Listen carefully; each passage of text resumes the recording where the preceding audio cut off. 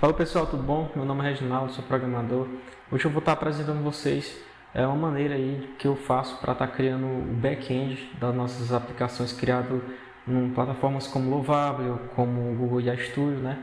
E que muitas vezes as pessoas criam, né? Pensando que essas plataformas elas vão entregar tudo, né? Vão entregar o back-end, até tem o Lovable que ele entrega ali o Supabase. Eu não utilizo muito, eu sei que ele é baseado no PostgreSQL, né? Ele tem ali é como se fosse um CMS para criar pequenas lógicas, pequenas API, né? Que a Lova oferece essa integração, mas eu acredito que para versionamento, para controle do seu código realmente, para questões bem mais específicas, né? Eu acredito que ele não possa resolver alguns problemas. E para isso eu estou utilizando uma stack, que é o DjangoDRF, né? Que é um framework, uma ferramenta do Python para criação de APIs. E agora a gente vai estar vendo aqui um projeto que eu fiz, a teste aqui no Google IA Studio. Vou estar diminuindo aqui a tela.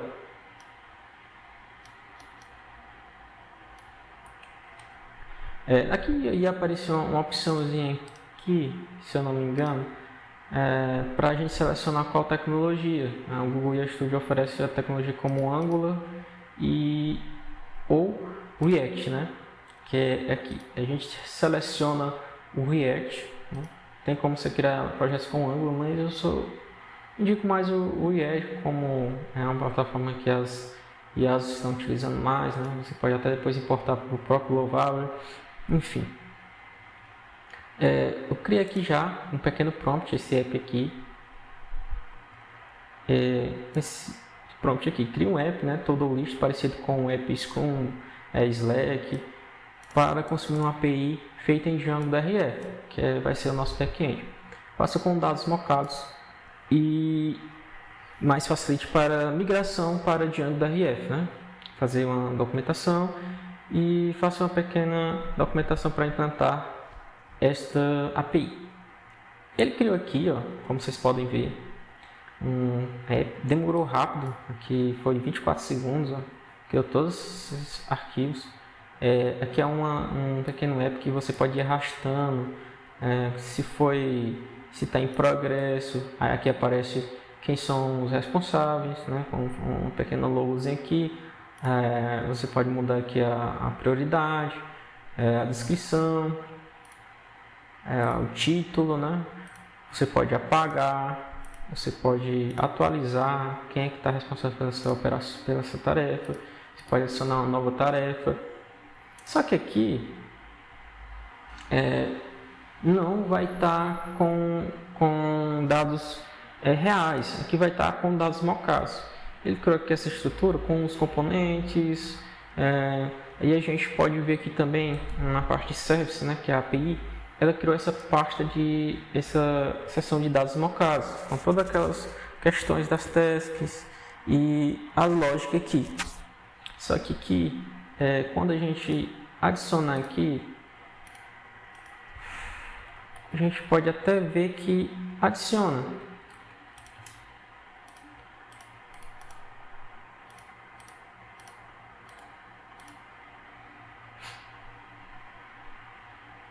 Adiciona lá, adiciona. Mas quando você atualiza, ela desaparece. Por quê? Porque são dados mocados, né? São dados reais. O que eu fiz? Eu baixei esse app aqui, né? Nessa opçãozinha aqui. Tem a opção de você lançar um GitHub também e clonar por lá. Mas eu acho interessante baixar por aqui, né? Eu vou extrair ela aqui. Baixei em downloads.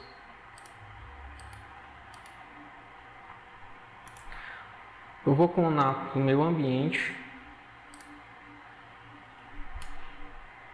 Vou renomear aqui porque eu já tinha aqui testado para a gente agilizar aqui. Eu vou clonar aqui no meu ambiente.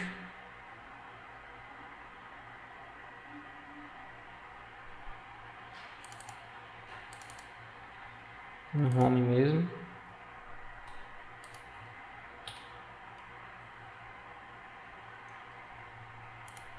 E vou abrir aqui.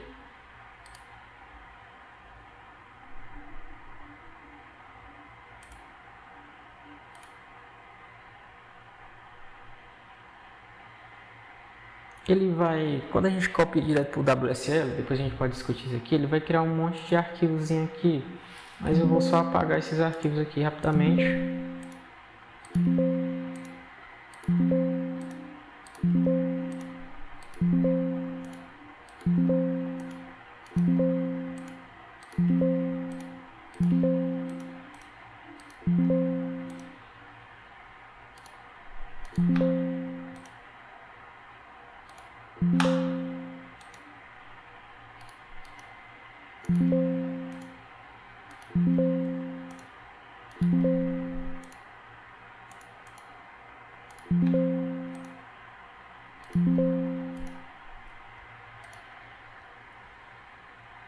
Apagados os arquivos, eu gosto de fazer um diretório chamado front-end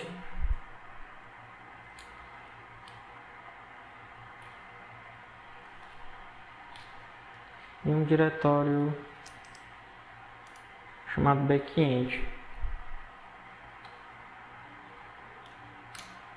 A gente já subir o nosso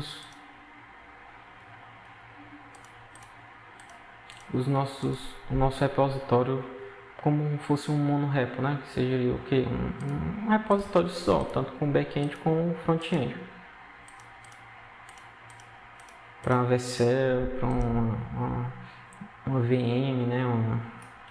Uma VPS aí na hosting, qualquer hospedagem que vocês tiverem aí. E a gente cola aqui dentro do front-end. Para instalar o nosso front-end, a gente entra dentro do front-end aqui e coloca npm, que é o instalador de pacotes, e do React eu utilizo o npm, que é o padrão, e ele vai criar uma pastinha chamada Node Modules. São as dependências que a gente vai estar utilizando aí do que o React necessita para rodar o serviço. Vamos iniciar o servidor, npm dev, com esse comando, e aqui a gente vai abrir a mesma coisa que a gente teria aqui no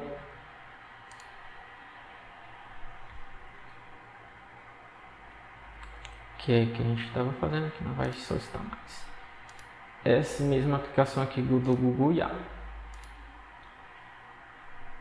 Como vocês podem ver, né? Eu posso mudar tudo aqui para esse, ó. Eu vou mudar aqui tudo para o backlog, mas quando eu atualizo, volta tudo igual. Então, não são dados reais. Agora, a gente vai para a nossa parte do back-end. Vamos entrar no back-end. Um Python para criar o nosso ambiente de desenvolvimento, ou seja, a gente tem que criar esse ambiente, né, que é para a gente instalar nossas bibliotecas tudo dentro dessa parte e não instalar no sistema todo. O React já faz isso com Node Modules, só que no Python ele é um pouco mais diferente. A gente tem que fazer o que? A gente tem que utilizar o comando Python 3 -m. Deixa eu deixar Python para ver se vai. Venv, que ele vai criar uma pastazinha chamada venv, que vai ser a mesma, o intuito mesmo, quase o mesmo intuito dessa pasta Node Modules. Tem que ser o Python 3. Se vocês não tentarem no Python, né, porque por Linux seria Python ou Python 3. Depende de como você configurou o patch. Dentro de back-end, ela criou essa pasta venv. E para ativar, que no caso aqui no Python a gente tem que ativar, a gente coloca o comando source, né? No Windows é um pouco diferente, mas é só você pesquisar venv bin activate. Agora a gente vai utilizar o pib, que é parecido com o npm para instalar nossas bibliotecas. As dependências, vamos criar aqui, eu fiz um pequeno tutorial, né? Vamos criar um arquivo chamado requerimentos, né, .txt, com esse comando token, dentro do back-end, e vamos colocar nossas dependências, que são o Django, o REST Framework e o Django Core Heads, que é para a gente setar qual URLs podem acessar nossa API, né? Qual front-end, questão de cores. E aí vocês pesquisaram, vocês vão entender também. Aqui está mostrando que a gente já fez, né? A gente ativou aqui já. E agora a gente vai instalar o pip. Que a ordem não interessa muito, mas a gente tem que primeiramente fazer essa questão de ativação da VM e criar esse arquivo em requerimentos. Aí depois que a gente usa o pip, né, install -r e o nomezinho do arquivo, requerimentos txt. A gente roda aqui e aqui ele vai baixar, né, todas as nossas dependências dentro da pastazinha lib aqui.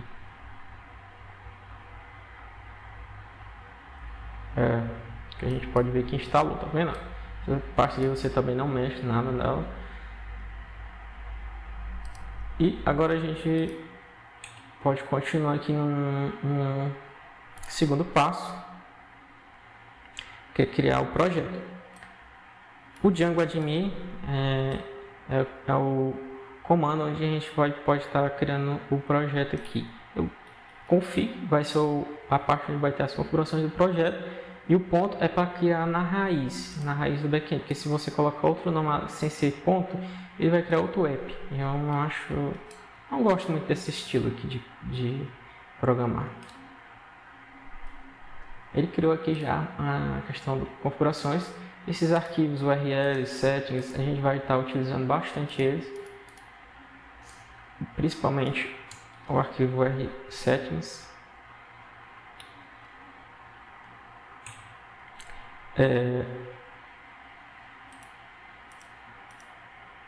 Agora a gente vai criar o nosso app tasks, né? Que com o Python a gente vai fazer da mesma forma do React, como ele divide aqui no React. Vocês podem ver que eles dividem com componentes, né? Às vezes tem páginas aqui. O mesmo intuito do back-end aqui que a gente faz com o DRF, com o Django, para a gente criar um código com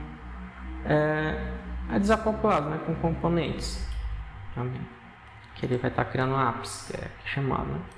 E ele vai criar uma estrutura, né, bem parecida, que depois a gente pode ver aqui, a gente vai ver para cada coisa que serve. E agora a gente vai adicionar na seção de apps, né, na settings, esses apps aqui, né? O app do REST Framework, que se a gente não colocar, ele não puxa as dependências lá.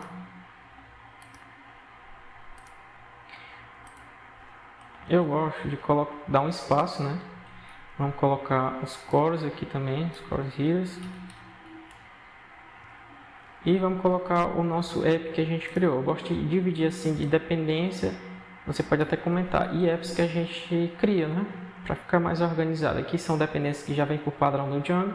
E aqui são dependências que a gente coloca por fora. Que é esse REST Framework. Ele é a dependência do Django, né? Que o Django ele é um framework que ele pode criar sites. Que são sites que não necessariamente são API fits, ou seja, não são sites que para servir APIs. E com essa extensão a gente consegue criar mais facilmente APIs com a interface gráfica, que a gente vai ver aqui mais na frente. Por causa dessa biblioteca dos cores, a gente tem que colocar nossos middleware também.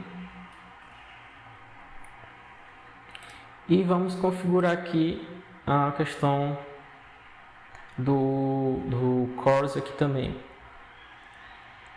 Para produção é indicado a gente deixar isso como false, porque se a gente deixar isso como true, qualquer front-end, qualquer pessoa pode estar consumindo essa nossa API. E se a gente setar aqui, a gente geralmente descomenta aqui e coloca aqui false. Vamos pegar aqui do readme. que está melhor formatado. E vou adicionar no final. Aqui é uma parte importante, o nosso nossas databases, a gente seta. Aqui por padrão ele vai criar um SQL, um SQLite. A gente pode setar aqui um post, um MySQL, tanto faz, só a gente pesquisar depois. Aqui eu coloco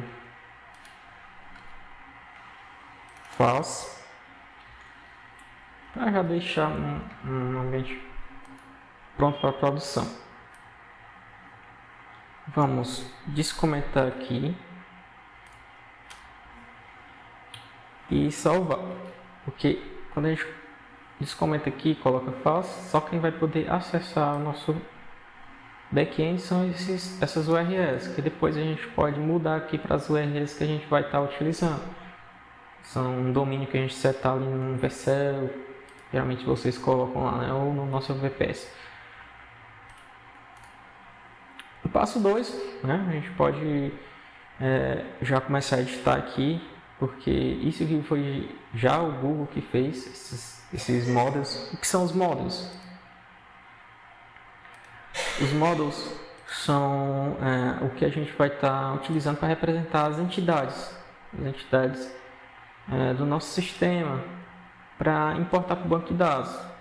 E uma das vantagens de utilizar um framework ele é porque ele tem um ORM. O ORM ele facilita bastante a questão de configuração de banco de dados, então você não tem que ficar fazendo como antigamente, que você teria que ali criar todo um modelo de entidade de relacionamento dos bancos de dados. Enfim, aqui ele já cria os models, como vocês podem ver.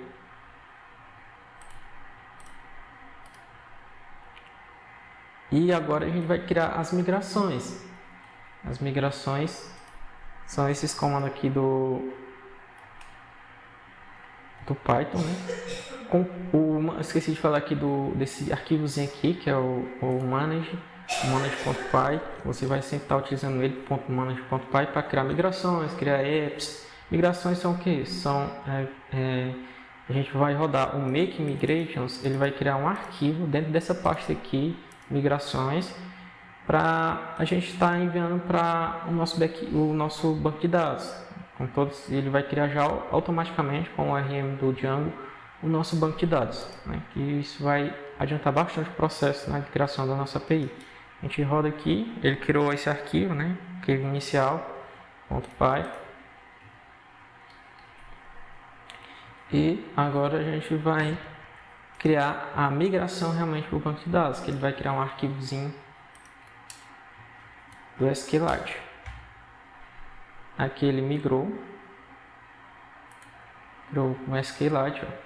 Ele criou duas tabelas aqui, ó, esse assign, né, que são os responsáveis, como se fosse as pessoas aqui, né, Johnson e tal, e essa task, que é realmente aqui a questão das tasks aqui, né, cada um. Aqui dentro dela aqui vai ter a descrição, o status, o título, o ID. Aqui no assign vai ter o nome e vai ter o avatarzinho da URL que a gente pode setar.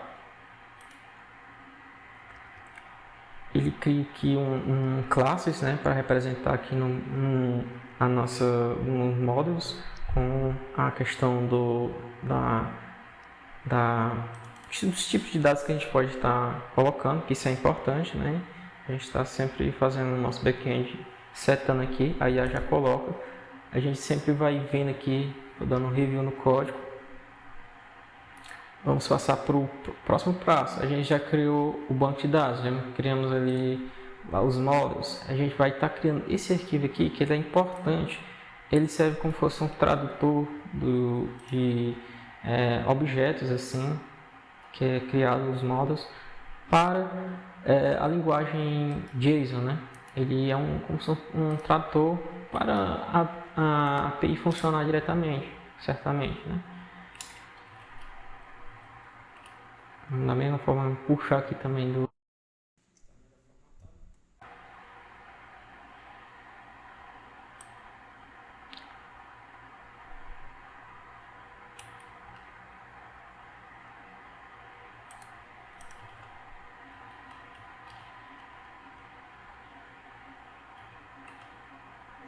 que já tem uma extensão que ela seta já automaticamente.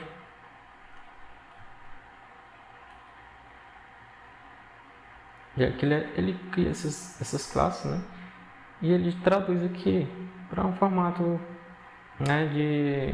Vocês podem estar vendo mais na documentação, vou deixar os links. Um formato JSON, né?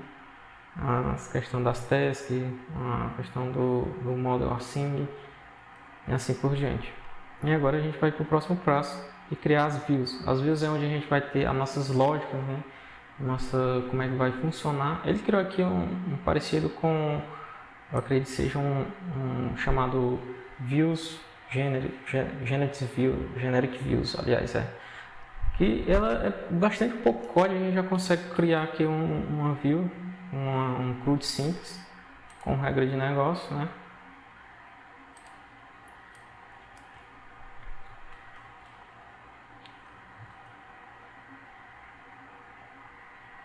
E agora a gente vai setar o nosso arquivo urls.py dentro da nossa task. Que aí a gente vai setar nossas URLs aqui. Aí tem essas questões de importações. E agora a gente vai nas configurações, em URLs. Vamos apagar os comentários aqui. E ele deixa até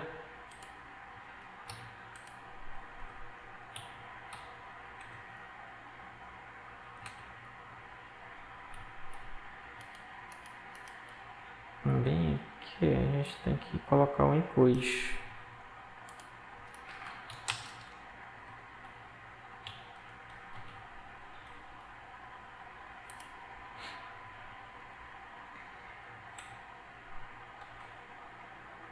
E agora a gente vai fazer a integração no front-end, né?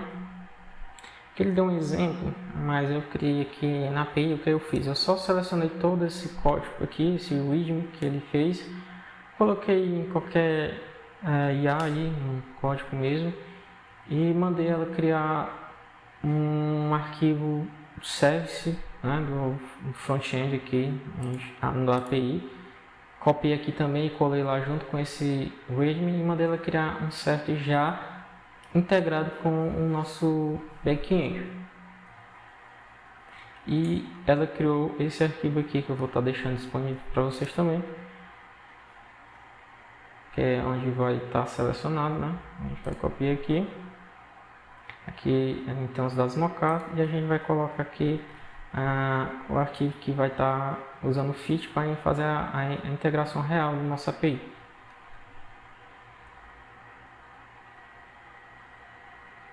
Colocou a base URL, criou aqui os helpers.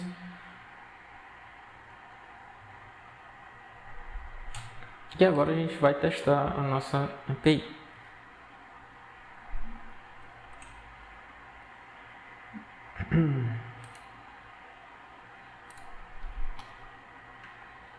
Vamos cancelar e vamos subir de novo aqui o front-end e vamos subir o nosso back-end. Para subir o back-end, a gente vai utilizar o Python e o manage.py com o comando run server.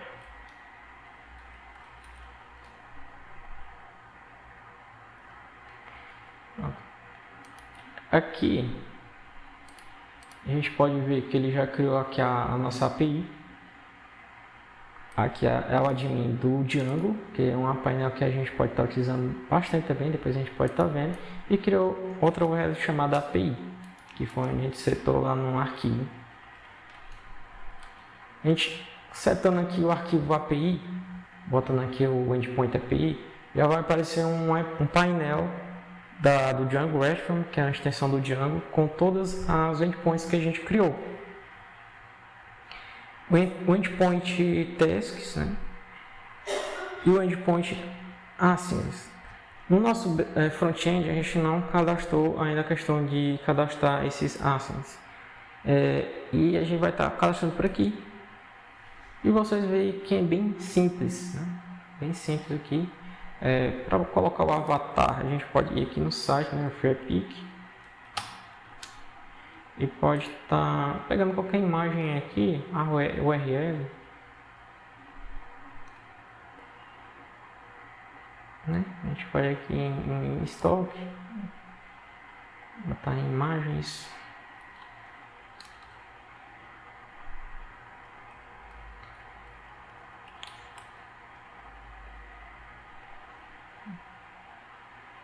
A gente vai pegando aqui qualquer imagem mesmo aqui, só para a gente ter.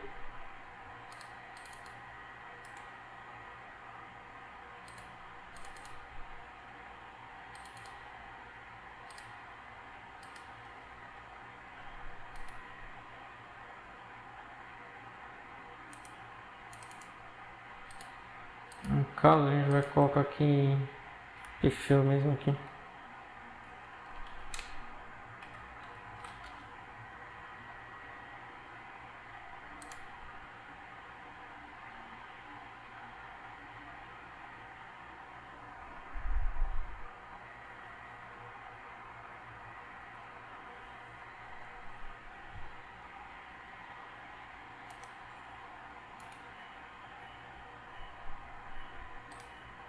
A gente pega aqui a URL dessa imagem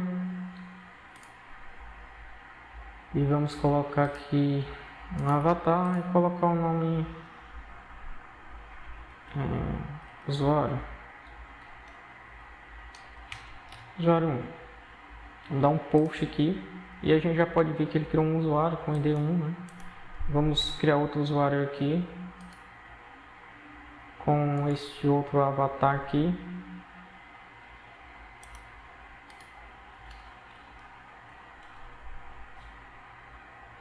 Mas aqui já ficou uma imagem muito grande. Deixa eu ver aqui. Bota isso aqui só para... E a gente vai setar aqui outro, né? E a gente dá um get aqui de novo e a gente vê aqui e já temos 2 usuários para o nosso sistema. Voltamos aqui na nossa API root, vamos para as tasks, né? As tasks aqui a gente pode fazer por aqui. A gente pode fazer pelo a aplicação JSON também, mas como ela tem status, a gente vai botar aqui. Vamos colocar aqui uma em progresso.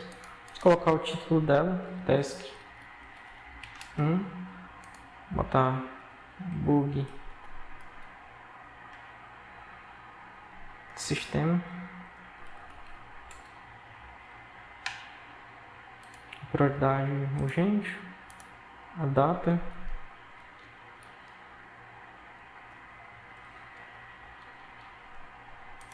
e vamos colocar que o usuário 1 está resolvendo. Criou aqui uma task. E agora a gente vai ver, a gente viu aqui, ó, que atualizou, né, o nosso front-end, não tem mais nenhuma task aqui. E quando eu atualizar aqui, é para aparecer, ó, o que a gente cadastrou lá, com o logozinho que a gente fez, ou seja, já está funcionando o nosso back-end, ele já está conectado lá. Eu vou subir o repositóriozinho para vocês estarem vendo como é que é aqui. Vou colocar também esse documentozinho do passo a passo e vocês vão criando aí, vão criando outras ideias, vão vendo aí. A gente depois pode estar vendo a questão de criar sistemas com multi-usuários para vender para multi-empresas, ter a questão do chamado multi-tenants, que é realmente o pessoal que está fazendo muito SaaS hoje está utilizando, né? A questão de autenticação, segurança, permissões, tudo isso usando o Django. Como vocês podem ver aqui, ó, vamos colocar aqui task, né? Task, ela criou o ID 1. A gente vê aqui que ela está em progress. Se a gente mudar aqui ela para o backlog e a gente atualizar aqui, ela vai para o backlog. Então tá bem interessante esse app aqui, ó, foi bem rápido para fazer. Ó, cancelada, urgente, o assinante, né? Aqui a gente pode colocar o usuário 2, ó. Aí muda aqui o IDzinho, tá vendo? Então é uma questão bem interessante. A gente pode adicionar por aqui também task 2. Task 2, ó.